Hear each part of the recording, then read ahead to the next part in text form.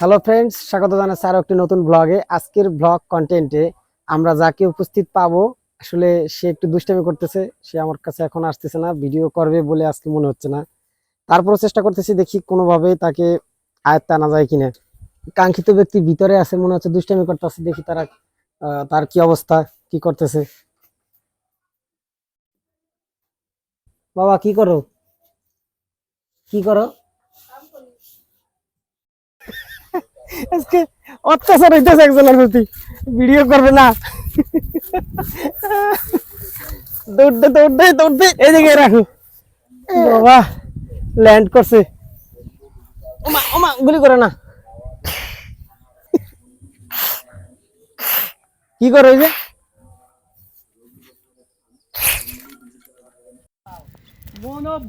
আমাদের মূল উদ্দেশ্য ছিল আসলে ঘেরে আসা আম খাওয়া, আর তাই হইতেছে নিচে একটু ভয়ানক জিনিস, তিলের তিলের তিলের খুঁটা। এই আমাদের এক্সট্রা ব্লগাররা সব গাছে উঠে যাইতেছে। হ্যাঁ হ্যাঁ, টিমমেট। এই আমাকে এক্সট্রা ব্লগার আর বিশেষ সাপোর্টার সব কিছুতে, কারণ ও একজন পারফেক্ট ক্যামেরাম্যান। যদিও হাতে এখন মোবাইল আছে। মারো না মারো না মারো না মারো না, ওই যে ব্যথা লাগে বাবা। আজকে প্রচন্ড দুষ্টামি করতেছে, মনে হয় আজকে আর ভিডিওর দিকে নজর নাই। আবার বিকেল হলেই বলবে আমার ভিডিও দেখাও। না বাবা, গুলি করে না। উ উ মারতেছো কেন? কেন? আমি ঘোড়া? আমি কি ঘোড়া? তুমি আমার মারতেছো? আবার বলে হাট। না না, আবার বলো হ্যালো ফ্রেন্ডস, ওয়েলকাম। ভালো করে বলো, ওয়েলকাম টু মাই চ্যানেল। আবার ভালো করে বলো, হ্যালো ফ্রেন্ডস। আবার একটু সময় দাঁড়াও, শোনা, একটু সময়, 1 মিনিট। তুমি দেখবা, তুমি দেখবা। প্রকৃতি যেন আগের মতো নাই, অর্থাৎ এত পরিমাণে গাছ কাটা হইতেছে যে এখানে তাপমাত্রা দিন দিন বাড়তেই আছে। আমার স্বচক্ষে আমি যতটুকু দেখছি, কিছু কিছুদিন আগে, হয়তো 2-3 বছর আগে যে পরিমাণে গাছ ছিল, আমি যতদিন শহরে ছিলাম 5-7 বছর, তার ভিতরে এই গ্রামে প্রায় অর্ধেক গাছ নাই বললেই চলে।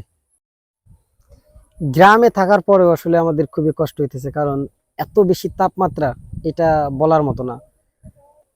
শহরের অঞ্চলে যে তাপমাত্রা থাকে তার থেকেও প্রায় এখন মনে হচ্ছে গ্রামে বেশি, কারণ রোদের পরিমাণ অনেক বেশি। আর সারাদিন ঝাপাঝাপি করার ভিতরে আমরা রোদেই বেশি সময় থাকি, যে কারণে গরমের অবস্থা একটু খারাপ।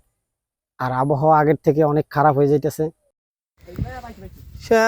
এটা আমাদের নিজস্ব গ্রাম, অর্থাৎ সবকিছুতে আমি কেন নিজস্ব বলি, এর কারণ হচ্ছে মানুষের শিকড়ের টান, অর্থাৎ মাটি ও মানুষের যে টান, ন্যাচারাল সব কিছু। গাছ থেকে আম পেড়ে খাইতেছি, আর আমাদের সাথে আছে কাকু। কাকু আমাদের এখন আম খাওয়াবে। যদিও সিজনের শেষের দিকে আসছি, আমের পরিমাণ খুবই কম। সত্যি বলতে কি খুব মজা লাগতেছে এই জায়গায় এসে, যে এত সুন্দর একটা নতুন অভিজ্ঞতা বলার মতো না। এখান থেকে আমাদের সম্পূর্ণ বিলটা দেখা যায়। আর আপনারা বরাবরই জানেন যে আমি প্রকৃতির খুব কাছের মানুষ এবং খুব পছন্দ। হ্যাঁ কাকা, উঠে যাও উঠে যাও।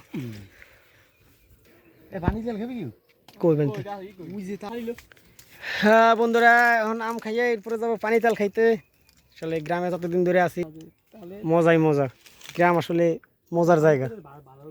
প্রকৃতির একটা সম্পদ, তা অনেক আগের, এখন খুব কম দেখা যায়। আমাদের বাড়ির পাশে গজাইছে তাই দেখাইতেছে। এটা হচ্ছে, এটা অনেকে হয়তো চিনে গ্রামে থাকলে। এটা হচ্ছে কাইস।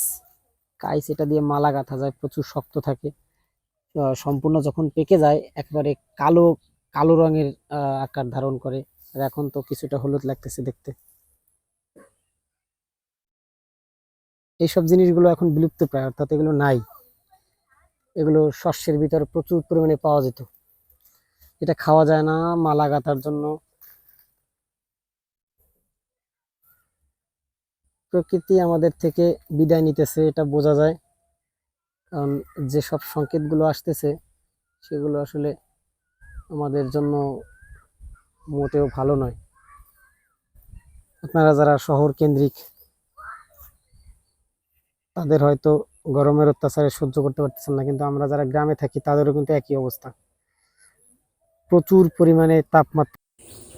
কদম গাছ থেকে আমরা কদম ফুল পাড়ার জন্য এবার চেষ্টা করব, কারণ কদম ফুল আসলে দেখার মতো একটা জিনিস।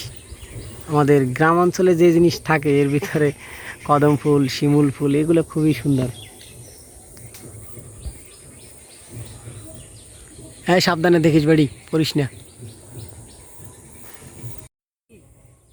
কত সুন্দর একটি জিনিস দেখছেন, কদম ফুল যেমন দেখতে তেমনই এর সুবাস। কদম ফুল আপনারা যারা দেখে থাকছেন আগে তাদেরকে বলার কোনো প্রয়োজন নাই, কিন্তু যারা আসলে শহর কেন্দ্রিক যারা দেখেন নাই তাদের জন্য বিশেষ একটি বার্তা। এটিতে সুন্দর একটু পাউডারের মতো লাগানো থাকে, যা দেখতে অনেক সুন্দর লাগে। দাঁড়ান দেখাচ্ছি, এই দেখেন, পাতা লেগে যাচ্ছে, এই দেখেন তিনটে মজা।